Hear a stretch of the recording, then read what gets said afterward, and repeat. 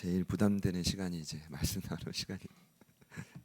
저는 오늘 상황을 역전시키는 기도라는 제목으로 말씀을 나누려 합니다.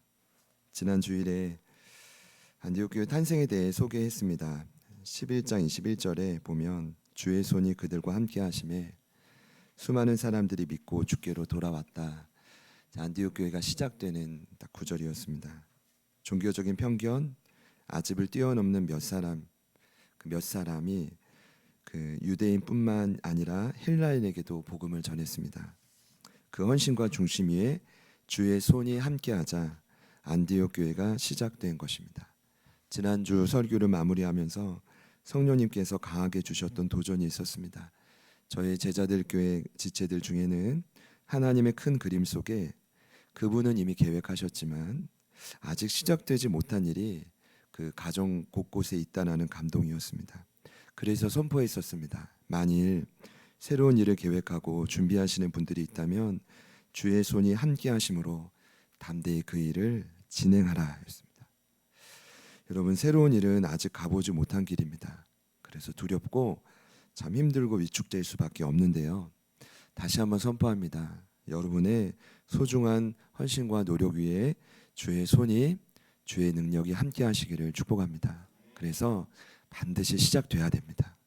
시작되면 그곳에 더 은혜가 임할 거고 그것이 힘이 돼서 더 강하게 사명을 감당하게 될 줄 믿습니다. 자, 그리고 나서 11장 다음엔 원래는 안디옥 교회를 통한 성교회 확장 이야기가 기록되면 되는데 그 내용이 한 장이 건너서 13장에 나온단 말입니다. 제가 이번에 새롭게 본 건 그 중간에 굳이 왜 이 12장의 사건을 왜 기록했을까? 오늘 말씀을 보면 본문의 1절에 그때에 자, 이렇게 시작하는데 그때가 그 사건의 시작된 바로 그 시점입니다. 자, 그때는 언제냐 하면 제가 이번에 말씀을 보면서 또 깨달은 건 지난주도 그랬지만 오늘도 그때라는 접속사로 말씀이 시작된다는 겁니다. 그래서 내린 결론은 이 때라는 표현을 누가가 굉장히 좋아하는구나. 자주 쓰는구나. 이런 결론이에요. 그만큼 누가는 어떤 사건의 시점을 굉장히 중요하게 생각하는구나. 그러니까 어떤 일이 시작될 때 분명한 타이밍이 있다는 것입니다. 여러분, 그 때가 있다는 것을 저희가 꼭 기억했으면 좋겠습니다. 그러면 오늘 1절 말씀에 나오는 그때는 언제일까요? 우선 앞선 11장의 결말에 보면 온 유대에 큰 흉년이 들 것이라는 예언이 있었고 실제 큰 흉년이 찾아왔을 때가 바로 그때입니다. 큰 흉년이 있을 때입니다. 두 번째는 안디옥 교회에 있었던 바나바와 사울을 통해 어떤 일이 있었냐 하면 안디옥 교회 부조가 그러니까 새롭게 모여진 성도들의 소중한 헌금이 고향 교회, 초대 예루살렘 교회로 전해진 때가 그때입니다. 굉장히 아름답죠. 왜 아름답죠? 신생교회가 전통교회를 돕는 거예요. 그러니까 자녀가 부모를 봉양하듯이 힘이 없고 먹을 것이 없던 예루살렘 교회를 안디옥 교회가 힘껏 돕기 시작했는데 바로 그때라는 겁니다. 근데 여기에 한 가지 사건이 더해집니다. 이게 오늘 12장에 나오죠. 바로 다름 아닌 헤롯 왕을 통해 교회를 강력히 박해한 때입니다. 그러니까 여기 그때는 이렇게 세 가지 의미를 담고 있는데 이 박해의 모습이 오늘 본문 1절부터 4절에 자세히 언급되어 있습니다. 여러분, 저는 믿어요. 뭐냐면 예수님의 선포대로 죽음과 지옥의 권세는 그리스도의 교회를 결코 넘어뜨릴 수가 없습니다. 그러니까 성령 안에 교회된 여러분들을 절대 이길 수가 없음을 여러분 믿으십니까? 절대로 이길 수가 없어요. 그런데 기독교 2000년 역사를 쭉 보면 교회가 걸어온 과정을 보면 확장과 반대와 또 성장과 위축이 또 진보와 퇴각이 계속해서 교차되어 일어납니다. 사도행전을 보면 참 이 사이클이 반복되는데 예를 들어 이 사울과 베드로의 사역이 사이클로 일어나요. 한 번은 한 이야기는 이 사울의 이야기라면 한 이야기는 베드로, 또 베드로, 바울 이런 사이클이 있는 것처럼 그와 같은 부흥과 퇴보가 계속 반복되는 건데 바로 앞장에 이 확장과 진보 이야기가 주였다면 오늘 12장은 뭐겠어요? 반대와 저항과 퇴각 관한 이야기인 거죠. 제가 좀 먼저 나누고 싶은 건 바로 그 이야기인데, 우선은 큰 흉년은 쉽지 않아요. 저는 막 배를 못 먹어서 굶어 본 적은 사실 없지만 이 당시의 상황으로 보자면 기본적으로 가난한 시대입니다. 근데 큰 흉년까지 더해서 대부분의 백성들이 하루하루 목숨이 연명하기가 참 어려웠던 시기입니다.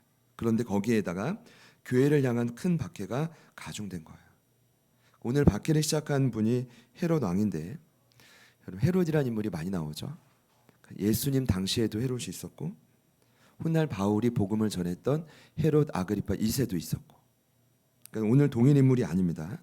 헤롯 이 가문은 어떤 가문이냐면 대대로 강력한 정치와 이 권력을 이렇게 막 누려왔던 가문이라고 보시면 됩니다. 오늘 본문에 등장하는 헤롯 왕은 헤롯 아그리파 1세인데 그 가문을 시작한 헤롯 대제의 손자입니다. 근데 자료를 보면 할아버지의 악한 성품을 제대로 물려받은 인물이라고 평가받습니다. 뭘 받았다고요? 악한 성품을. 거기에다가 이제 뭐 어떤 이게 처세술이 좋았는지 칼라굴로나 글라우디오 황제, 유명한 황제거든요. 이 황제 때 이 팔레스타인의 영토를 잇따라 이 헤롯 아그리파 1세에게 그 더 부여해 줄 만큼, 그래서 그가 다스렸던 통치 영역이 물론 분봉왕이었지만 할아버지 때만큼이나 광대했던 시기였다고 합니다. 그런데 이런 헤롯에게 치명적인 약점이 하나 있었는데 바로 에돔 출신이라는 겁니다. 바로 이제 태생에 대한 그런 약점입니다. 예수의 후손이라는 뜻이고, 또 그는 자라난 곳이 로마입니다. 뭐 로마가 강력한 나라였지만 로마에서 자라났다는 게 뭐 당시의 사람들에게는 꽤나 자랑스러운 건 아니었던 것 같습니다. 그래서 늘 자신의 혈통에 대해 자신이 늘 없어요. 유대 왕의 또 분봉 왕이었기 때문에 유대인들이 경멸하는 혈통을 가진 자로 늘 불안해했다라고 합니다. 보세요. 가문의 영광도 지켜야 되고 권력도 지켜야 되고 장수도 해야 되고 돈도 많이 물려줘야 되고, 그러기 위해서는 일단은 이 헤롯은 로마 정부에 늘 잘 보여야 되고, 동시에 중요한 것이 있다면 유대인들의 민심을 살피는 것이었다고 합니다. 자, 그러던 중에 그가 요한의 형제 야고보를 칼로 죽입니다. 오늘 말씀에 나오죠. 이 요한의 형제 야고보는 예수님의 12제자 중 한 사람인데, 여러분 일단 야고보가 12제자 중에 몇 명 있었을까요? 이럴 때 한번 그냥 점검하고 넘어가겠습니다. 몇 명 있었죠? 맞습니다. 이게 뭐 목사고시에 나와도 맞추기 어려운 문제라고 합니다, 여러분. 괜찮습니다. 몇 명 있었냐면 2명 있었다고 하죠. 알페오의 아들 야고보는 흔히 작은 야고보라고 하고, 오늘 말씀에 나온 죽은 요한의 형제 야고보는 흔히 세베대의 아들 야고보인데 큰 야고보라고 이렇게 구분해서 부릅니다. 야고보는 초대교회 핵심 인물이었습니다. 12제자 중에 예수님이 늘 따로 만나준 3명 있었습니다. 그 인물들이 누구냐 하면 베드로, 야고보, 요한입니다. 그러면 오늘 헤롯이 야고보를 왜 죽였을까요? 이유는 간단합니다. 당시 유대교가 기독교를 핍박했기 때문입니다. 특히 기독교로 개종한 유대인들은 기존의 유대인들이 죽이고 싶을 정도로 미워한 대상입니다. 그래서 그들을 대신해서 헤롯 왕이 이 야고보를 대신 죽여준 겁니다. 칼로 목을 베었습니다. 이 불법입니다. 유대인은 칼로 죽일 수 없습니다. 근데 이 불법을 알면서까지 그를 죽여준 이유가 뭐예요? 유대인들의 환심을 사기 위해서, 자신의 권력을 유지하기 위해서. 그래서 야고보는 최초의 순교자가 됐는데, 여러분 제가 먼저 나누고 싶은 것이 이 부분입니다. 야고보의 순교의 의미. 여기서 밝히면 사실 원래 야고보는 다른 제자들과 달리 굉장히 부자였습니다. 금수저. 왜냐하면 예수님이 나를 따라오라라고 할 때 다른 제자들은 그물만 버려두고 따라가는데, 성경에 뭐라고 기록되어 있냐면 야고보와 요한은 그물만 버려둔 게 아니라 배와 그물을 함께 버려두고 예수님을 따랐다고 합니다. 이 말은 그 아버지가 당시에 큰 선박을 소유했던 사람이었습니다. 큰 배를. 그리고 자료를 보니까 꽤나 야고보는 큰 어장을 지녔던 자입니다. 이 두 형제의 어머니의 일화가 유명한데, 아마 부유해서 그런지 예수님께 착 찾아가가지고 이렇게 절을 하면서 부탁을 합니다. 절하는 건 이제 부탁을 위한 모션이었겠지만 자신의 두 아들을 당신이 왕이 되면 하나는 우편에 하나는 어디요? 좌편에 앉게 해달라. 그래서인지 마가복음 10장을 보면 이 두 형제가 또 따로 예수님을 직접 찾아가서 동일한 요청을 합니다. 우리 두 사람을 특별히 좀 봐주십시오. 어떻게든 그의 삶의 목적은 출세입니다. 좋은 자리를 찾아서 이 땅에서 잘 사는 것이 그의 인생의 목적이었다고요. 이 자리에는 그런 분이 안 계시겠지만 야고보는 그랬습니다. 어떻게든 이 땅에서 출세하는 겁니다. 남자로 태어났다면 한번 사업에 내가 큰 대박을 한번 터뜨려 보겠다. 나름의 어떤 열망이 있었던 거죠. 그랬던 야고보입니다. 그렇게 인간의 야망으로 가득 차서 정치적 영광을 구했던 그가 오늘 말씀을 보니까 어떻게 바뀐 거예요? 최초의 순교하는 영광을 얻게 된 것입니다. 어떤 성경학자들은 야고보의 순교를 군 제대에 비유하더라고요. 제가 느낌이 확 오더라고요. 저도 2년 1개월 1주를 복무를 했지만 정말 날마다 셌습니다. 언제 내가 제대하나, 언제 이 강원도 고성 땅을 떠나나. 영적 군사로 이런 거죠. 이 땅의 복무를 영광스럽게 잘 마쳤다 인정받는 순간입니다. 하나님이 야고보를 보면서 참 수고했다, 이 순간인 거죠. 과거에 북한에서 여러분 대남 공작 특수부대가 내려왔던 적이 있었습니다. 124 군부대라고 여러분 김신조 씨를 아실 겁니다. 그 사건이 있었는데 그때 청와대에 박정희 대통령을 암살하기 위해 내려왔던 부대 이제 결국 잡혔지만 그때 대한민국이 정말 발칵 뒤집혔다고 합니다. 그래서 어떤 일이 있었냐면 그날 위병소를 통과해서 제대해야 되는 수많은 군인들이 위병소에서 딱 걸려가지고 막사로 다시 돌아갔다라는 겁니다. 저희는 지금 웃으면서 얘기하지만 그들에게는 아마 막 일생일대에 너무나 억울한 시간이었을 겁니다. 하루만 내가 일찍 더 제대했어도 여기는 안 걸릴 텐데 그때부터 몇 개월의 군생활을 더 했다는 거예요. 이 말은 곧 나라가 위기 상태니 아직 할 일이 남아있다는 거죠. 근데 제가 왜 말씀드리는지 아세요? 오늘 12장을 보고 이런 궁금증이 있는 분들이 있습니다. 야고보는 한 번에 죽었는데 왜 베드로는 살아납니까? 여러분, 저는 하나님의 섭리라고 믿습니다. 더 깊이 고민하자면 야고보는 자신의 감당해야 될 역할을 다 감당한 거예요. 사랑하는 여러분, 저와 여러분의 삶에도 마지막은 이와 같이 영광스러운 끝이 있기를 축복합니다. 처음엔 아니었지만, 중간에도 아니었지만 그 마지막에는 하나님 앞에 인정받고 부름받는 자가 되기를 소망합니다. 바울이 빌립보서에 이런 말씀을 썼어요. 감옥에 갇혀 있을 때 나는 둘 사이에 끼어 있다. 차라리 세상을 떠나서 그리스도와 함께하는 것이 훨씬 더 좋지만, 여러분은 훨씬 더 좋으실까요? 육신으로 있는 것이 너희를 위해 더 유익하다. 어쩌면 지금 저와 여러분의 인생은 끼어 있는 인생입니다. 천국과 이 세상에 그 중간에 가도 더 좋겠지만 이 땅에서 남은 인생을 영광스러운 마지막을 위해서 믿음으로 달려가실 수 있기를 축복합니다. 옆에 있는 분들께 한번 축복할까요? 마지막까지 잘 달려갑시다. 이걸 꼭 나누고 싶었어요. 4절을 보니까, 오늘 말씀을 보니까 참 이 유대인들이 이제 3절 말씀을 보니까 죄송해요. 이 야고보의 죽음을 보면서 기뻐했대요. 참 잔인하죠. 그때 헤롯이 하지 말아야 될 일이 한 가지 더 합니다. 4절에 나오는데 그게 바로 뭐냐 하면 베드로까지 체포하는 거예요. 죽이려고. 그러니까 베드로까지 체포하는 악수를 둔 건데, 근데 그 체포가 보통 체포가 아니었습니다. 왜냐하면 베드로는 이미 앞서 2차례나 체포가 된 경험이 있어요. 근데 2번 다 풀려났어요. 그러니까 이 3번째 체포와 투옥은 굉장히 철저했겠죠.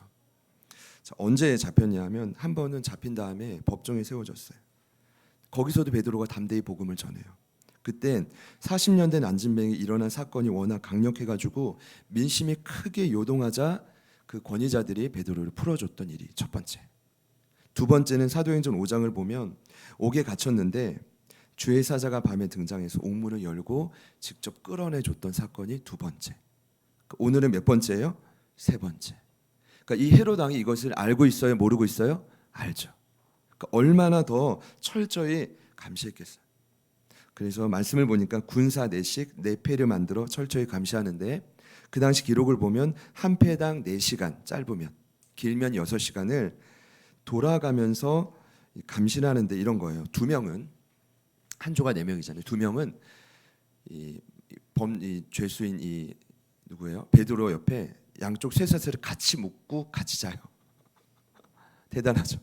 그리고 나머지 2명은 파수꾼의 역할로 감시해요. 저 쇠사슬을 묶고 있는 군인들이 잘 붙어 있는지, 이 베드로가 도망가지 않는지를 감시합니다. 그 4명이 아주 돌아가면서 철저하게 그를 감시하는 겁니다.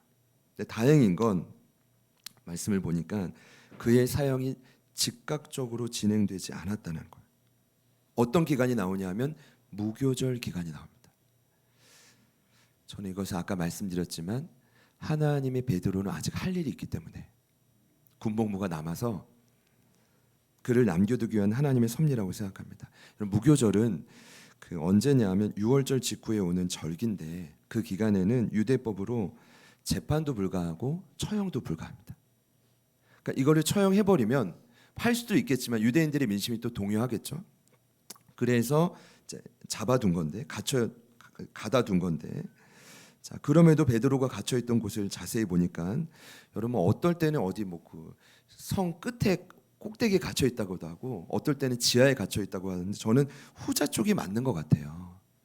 여기 감옥을 지하 3층의 하옥이었다라고 말합니다. 그러니까 감옥을 이제 세 부류로 나누는데 상옥, 중옥, 하옥이 지하 3층.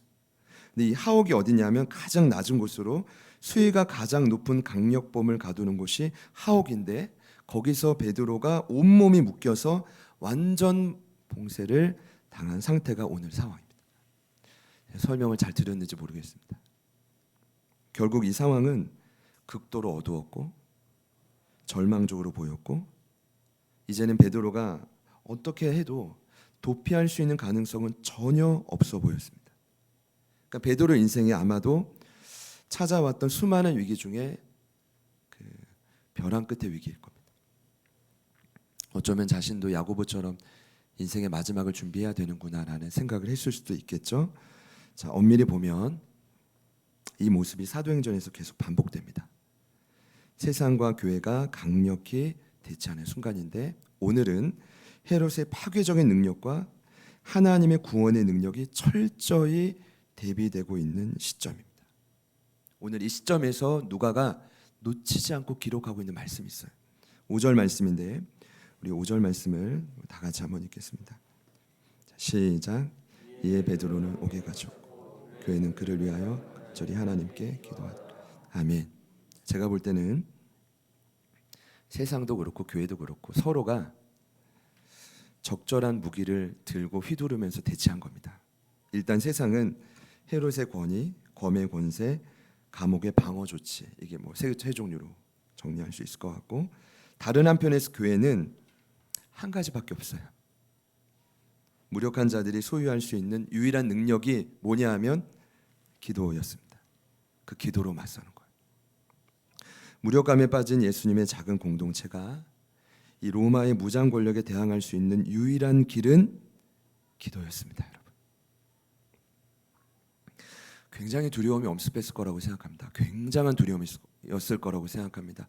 야고보가 칼로 목 베어 죽었고, 베드로도 곧 죽을 거라는 소문이 돌기 시작했을 때 엄청난 두려움이 지배했을 겁니다. 이때 교회가 할 수 있는 한 가지 일은 바로 기도였습니다. 이 두려움으로 생각을 좀 해봤는데 이런 거죠. 세상을 두려워하는 것이 아니라 지금도 이 모든 상황을 알고 지켜보시고 구원해 주시는 하나님을 대신 두려워하는 것입니다. 여러분 이해되십니까? 그래서 기도를 이렇게 정의할 수 있지 않을까요? 기도는 세상이 주는 파괴적인 두려움 앞에서 하나님이 주시는 건설적인 두려움으로 맞서는 것입니다. 여러분 맞서시기를 축복합니다. 맞서시기를 축복합니다.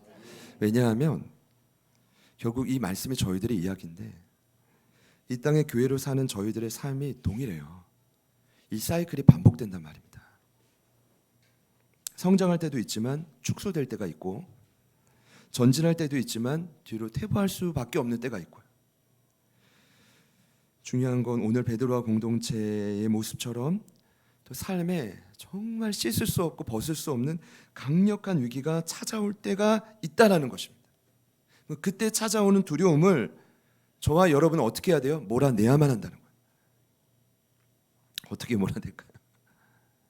창업에 대한 두려움, 요즘에 극도로 높아지는 두려움이 정부의 의도에 대한 두려움이라고 하더라고요. 자녀에게 일어날 일에 대한 두려움, 또는 건강과 지병으로 인한 두려움, 요즘에 창궐하고 있는 정신병이나 우울증을 낳는 두려움. 여러분, 이 두려움은 시간이 갈수록 계속해서 발전하고 다양해져 갈 것입니다. 그때 저와 여러분이 할 수 있는 유일한 길이 뭐라고요? 기도라는 것입니다. 하나님이 주시는 담대함으로, 그분이 주시는 이런 거죠. 이제 기도하고 엎드리면 그 하나님만 주실 수 있는 경외함이 있잖아요. 경외감이 있잖아요. 여러분 있으시죠? 거기서 주시는 그 건설적인 그 두려움으로 상황이 끊임없이 가져오는 파괴적인 두려움을 몰아내라는 것입니다. 저는 그때가 지금이라고 믿습니다. 이 말씀을 믿기 때문에, 이 타이밍을 믿기 때문에. 오늘 공동체가 했던 기도를 보겠습니다. 5절을 보니까 한마디로 같이 따라합시다. 간절한 기도. 여기 간절한이라는 부사를 찾아봤더니 열렬한, 끝이 없는 이런 뜻입니다.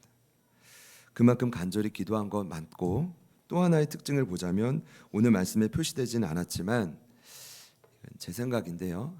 같이 한번 따라해 볼까요? 즉각적인 기도. 아마 투옥 소식을 듣자마자 그들은 그 집에 모여서 함께 기도하기 시작했을 것입니다. 그리고 추측인 건 아마 그 자리에 안디옥 교회 부조를 갖고 온 사울과 바나바도 합류했을 것이다. 오랜 기간이 흐른 후가 아니라 즉각적으로 하나님 앞에 엎드렸는데, 감사한 건 우리 하나님도 이 기도에 즉각적으로 응답하셨다는 겁니다. 열렬히 응답하셨다는 겁니다. 그래서 일부 예배 때도 너무 강한 확신은 뭐냐 하면, 이 말씀이 정말 맞다면, 여러분 이 말씀 1.1획도 틀림이 없다라고 믿는다면 여러분 기도하십시오. 즉각 간절히 기도하십시오. 반드시 하나님은 이 타이밍에 저와 여러분의 기도에 즉각 응답하실 줄 믿습니다. 이게 말씀이 거짓이 아니라. 여러분 믿으시죠? 근데 문제는 이제 기도만 하면 됩니다. 옆에 있는 분들께 한번 축복할까요? 기도는 하면 됩니다. 전도도 마찬가지거든요. 특별한 기술이 필요가 없어요. 나가면 되거든요. 안 나가서 문제지. 기도는 엎드리면 되거든요. 믿으시죠? 그 하나님의 기도의 증거, 응답의 증거를 7절 이하에 이렇게 말하는데 너무 멋진 표현이 하나 나옵니다. 주의 사자가 어떻게 나타나냐면 호련히 나타났다고 합니다. 원래 호련이란 뜻은 국어 사전을 보면 갑자기, 뜻밖의 이런 뜻입니다. 그렇게 이해해도 상관은 없겠지만은 여기서는 그것을 뜻하지 않습니다. 원문의 뜻을 보니까 여기 호련이라는 단어가 헬라어로 이두라는 뜻은 보라라는 뜻입니다. 보라. 감탄사입니다. 그럼 어떤 의미일까요? 이제부터 너희들이 기도했으니 이제부터 하나님의 일하심을 뭐하라는 거예요? 지켜보라는 거예요. 호련히. 이 표현의 의도가 무엇일까요? 하나님은 성도의 기도에 반드시 응답하신다는 것을 전제합니다. 여러분의 기도에 응답하신다는 것을 전제합니다. 그러니 간절한 기도, 즉각적인 기도에 이제부터 하나님이 어떻게 일하시는지를 뭐 하라고요? 보라. 따라해 봅시다. 보라. 우리에게는 이 고백만 남기를 축복합니다. 기도했으니까 지켜보라.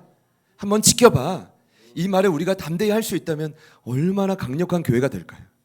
만날 때마다 지켜봐 아니라 이제는 그 단계로 넘어갈 수 있기를 축복합니다. 결단했으니까요.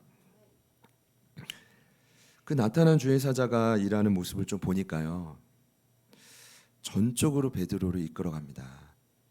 제가 이제 이 원고에는 베드로의 굉장한 수동적 모습 이렇게 적었는데 어린아이 같았어요. 어린아이. 왜냐하면 베드로도 두렵거든요. 여러분 그 하옥의 지하 3층에 갇혀 있어요. 양쪽에 쇠사슬이 묶여 있어요. 두 사람이 불꽃 같은 눈으로 지켜보고 있어요. 얼마나 두려울까요? 베드로도 인간인데.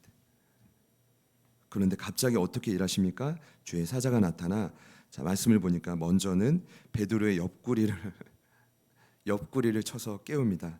일어나라.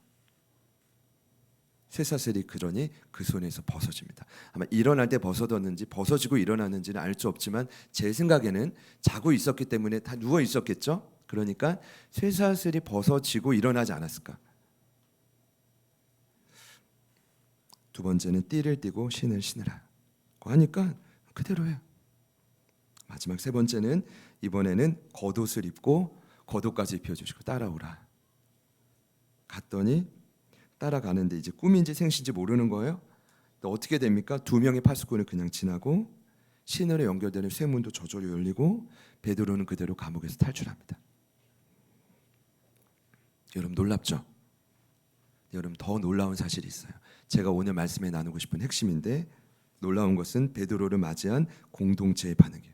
베드로가 얼마나 기뻤겠어요. 기도하고 있다는 소식을 듣고 찾아갔는데, 마가라 하는 요한의 어머니 집에 찾아갔는데 또 로데라는 여자아이가 또 나왔네.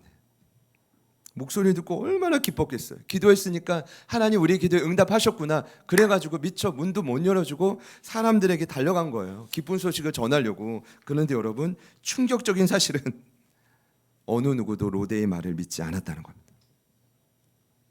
저는 이걸 심각하게 이번에 보게 되었어요. 심지어 이렇게 말해요. 너 미쳤구나. 같이 한번 해볼까요? 미쳤구나. 이럴 때 종종 있잖아요. 말은 안 해도 속으로 야, 저 사람 미쳤구나. 기도하더니 미쳤구나.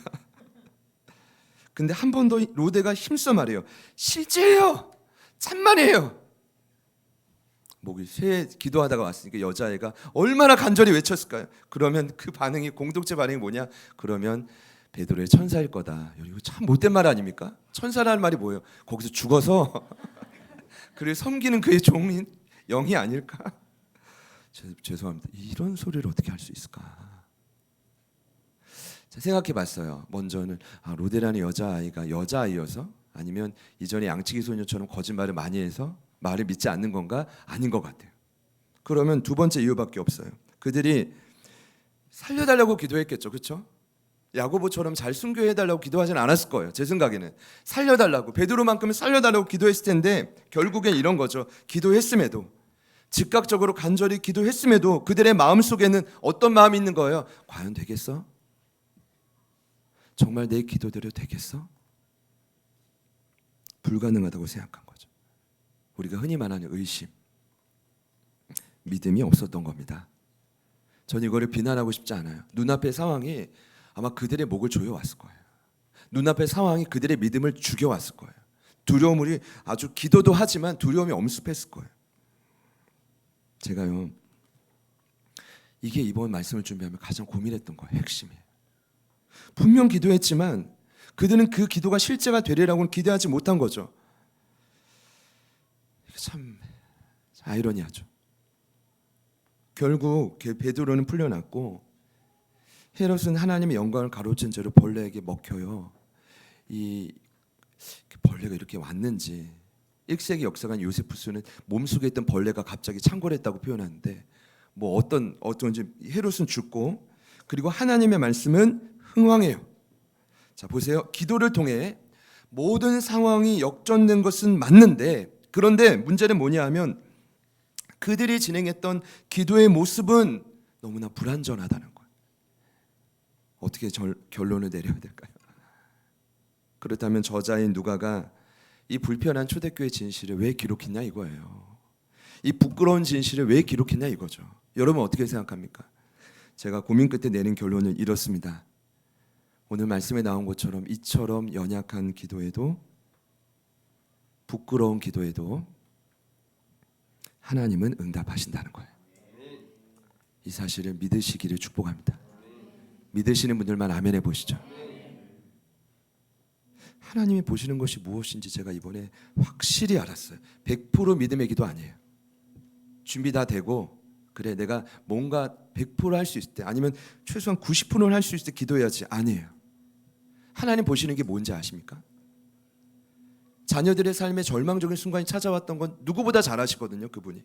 그럼 하나님 보시는 건 이런 거예요. 그 절망적인 순간에, 참 무기력한 순간에, 지치고 피곤한 순간에, 도저히 그 앞에 가능성이 도저히 보이지 않는 그 순간에 기도하는 태도예요. 기도를 하냐 못하냐, 그 태도. 하나님은 그 기도에 반드시 응답하십니다. 그래서 제가 잠시 이때를 기준으로 돌아봤는데, 우리 예수님은 기도하실 필요가 없는 완전한 하나님이에요. 근데 그럼에도 세례 받기 전, 12제자를 부르기 전, 자신의 죽음과 부활을 말하기 전, 변화산에서 변화되기 전, 십자가에서 죽기 전 겟세마네 동산에서, 또 십자가 상에서 예수님은 오늘 말씀으로 보자면 간절히 기도했어요. 열렬히 끊임없이 기도했다고. 왜 그렇게 하셔야 됐죠? 예수님이 믿음의 본을 보여주시는 거죠. 그렇게 하라고. 이 땅을 살아내야 될 교회가 그렇게 하라고. 사도행전을 보니까요, 오늘 본문을 기점으로 정리를 해봤어요. 야, 굉장히 성도들의 기도 생활을 꼼꼼히 기록하고 있구나. 굉장히. 그만큼 그 기도하는 순간을 지켜보고 있다는 거거든요. 유다의 빈자리를 채우기 위해 제비 뽑기를 할 때도 그렇고, 오순절 성령 강림 때도 그렇고, 제자들이 복음을 전하지 못하도록 위협이 들어올 때도 기도했고, 7 집사를 세울 때도 그렇고, 베드로가 죽은 다비다를 살릴 때도 그랬고, 우리 나누었지만 베드로가 고넬료를 만날 때도 그랬고, 옥에 갇혔을 때도, 바나바와 사울을 전도 여행에 파송할 때도, 시리아에서 장로를 세울 때도, 바울과 실라가 감옥에 갇혀 있을 때도, 바울이 에베소 장로들과 만날 때도, 그리고 후반기에 나오죠. 광풍을 만나서 배 안에서 정말 두려움이 엄습할 때도, 그리고 보볼리오의 부친의 병을 고칠 때도, 사도행전은 끊임없이 성도들의 소중한 기도를 꼼꼼히 기록하고 있어요. 이 기도가 잘했냐 못했냐가 아니라 기도했냐 못했느냐를 기록하고 있다.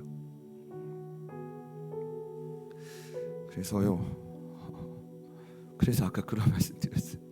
하나님은 부끄러운 기도에도 응답하신다. 현재 예배하는 여러분의 삶에 찾아온 절박한 상황은 무엇인가요? 오늘 이 말씀이 시기와 맞다면 반드시 있을 거라고 생각합니다. 반드시.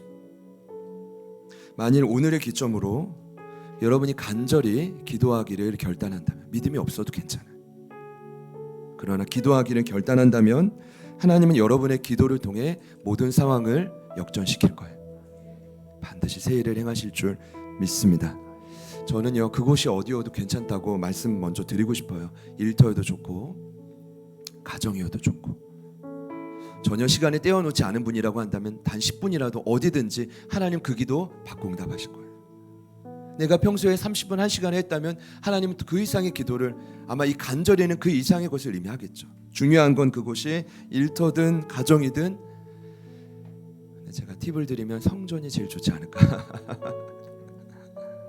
왜냐하면 다른 이유가 아니라, 그래도 기도가 더 많이 쌓여있는 곳이잖아요. 뭐 다 역사하시지만요, 어디든지 좋겠어요.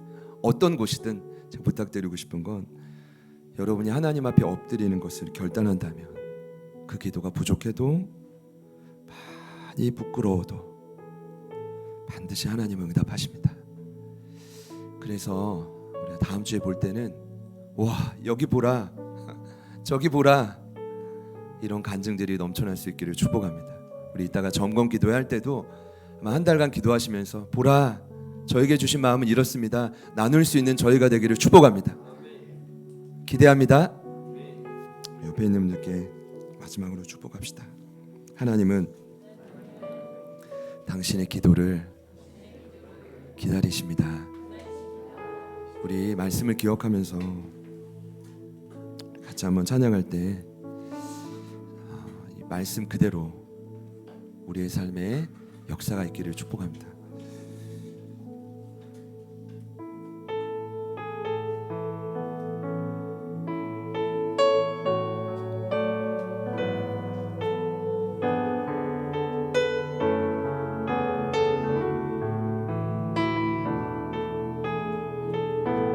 기도를 멈추지 말아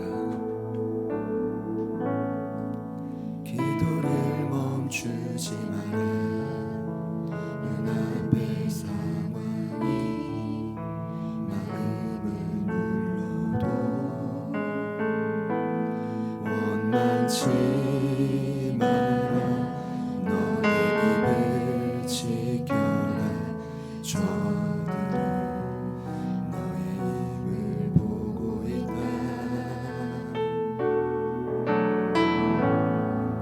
마음을 뺏기지 마라. 내가 널 도우지 않는단 소리에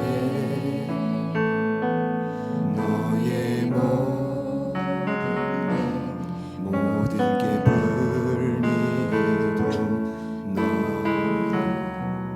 기도를 계속해라.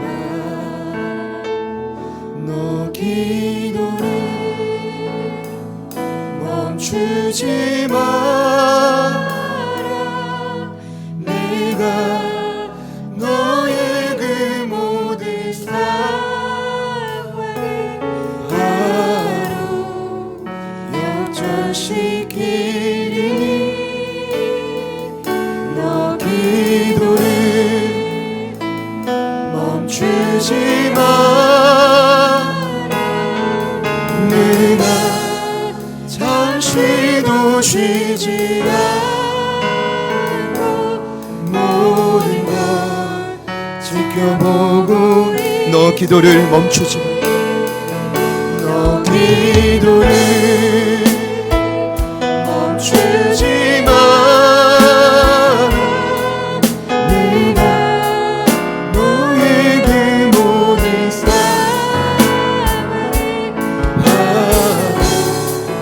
역전시키니 너 멈추지 마라.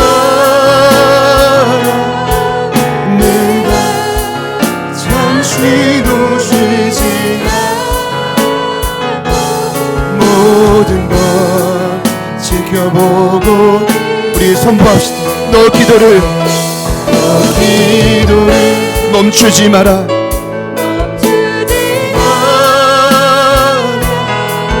내가 너의 그 모든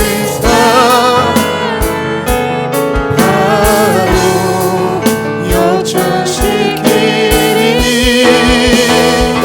너 기도를 멈추지 마라. 내가 잠시도 쉬지 않고 모든 걸 지켜보고 있으니 바로 역전돼. 저들의 힘이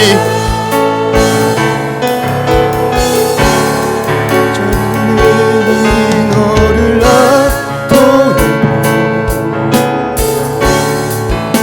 저들의 힘이 내 숨을 조여고 너는 보리라. 기도의 능력을 내가 역전시키니 기도를 멈추지 마.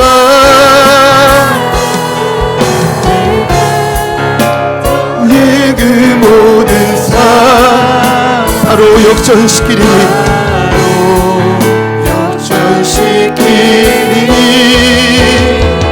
너 기도를 멈추지 마라. 내가 잠시도 쉬지 않고 모든 걸 지켜보고 있으니 바로 역전되리라. 바로 역전되리라. 하나님의 은혜가 우리 가정에 임하지 않으면, 우리의 개인의 삶에 경험되지 않으면 한 걸음도 움직일 수가 없습니다. 그러니 이 시간 간절히 기도할 때 우리 믿음으로 선포합시다. 하나님, 베드로처럼 우리 공동체처럼 부끄럽지만 연약한 기도를 원하신다면 우리가 기도하겠습니다. 우리가 하나님 앞에 엎드리겠습니다. 그 문제를 가지고 주님 앞에 나아가겠습니다. 그러니 하나님, 우리의 삶에, 우리의 가정에, 인생에 즉각적으로 열렬히 응답하여 주시옵소서. 우리의 모든 마주할 상황을 역전되게 하여 주시옵소서. 우리 결단하는 마음으로 우리 주님 이름 부르신 후에 간절히 한번 기도합니다. 주님,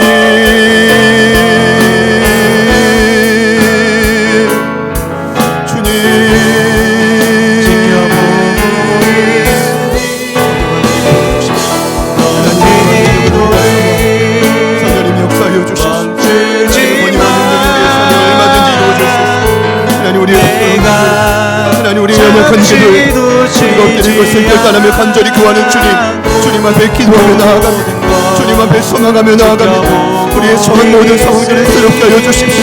주님 변화시켜 주십시오. 주님 원하시는 그 모습 그대로 우리를 만져주십시오. 하나님이 끌어주십시오. 하나님 연약합니다. 하나님 부족합니다. 그럼에도 불구하고 하나님 앞에 엎드립니다. 주여 도와주십시오. 저기 이렇게 이와 같은 상황들을 우리가 눈으로 보며 함께 깨닫게 하여 주시며 감사합니다. 날마다 주님 깨닫게 하여 주십시오. 날마다 엎드리게 하여 주십시오. 주님 앞에 기도하는 모든 전화들의 상황 멈추지마.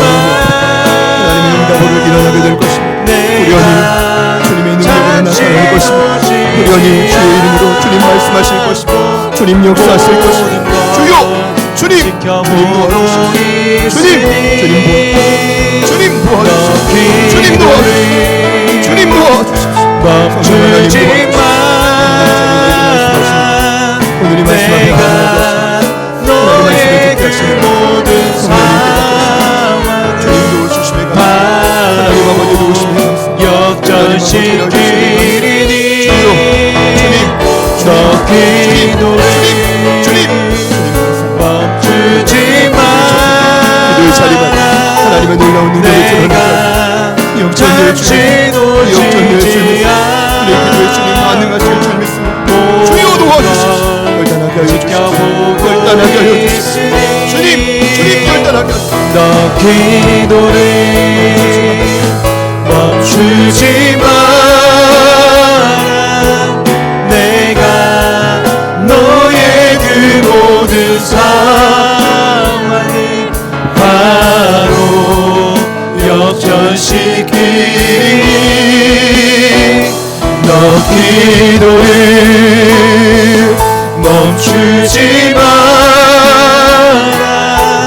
내가 잠시도 쉬지 않고 모든 걸 지켜보. 우리 마지막으로 고백합시다. 너 기도를 멈추지 마라.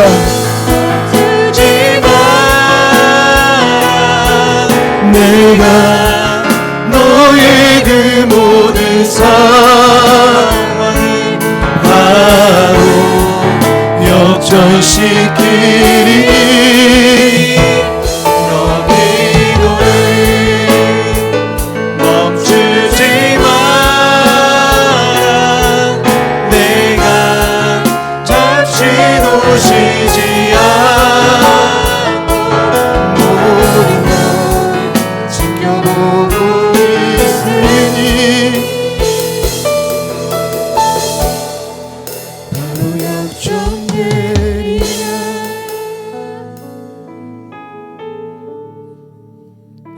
누가가 기록한 이 불편한 진실이 우리에게는 복음인 줄 믿습니다.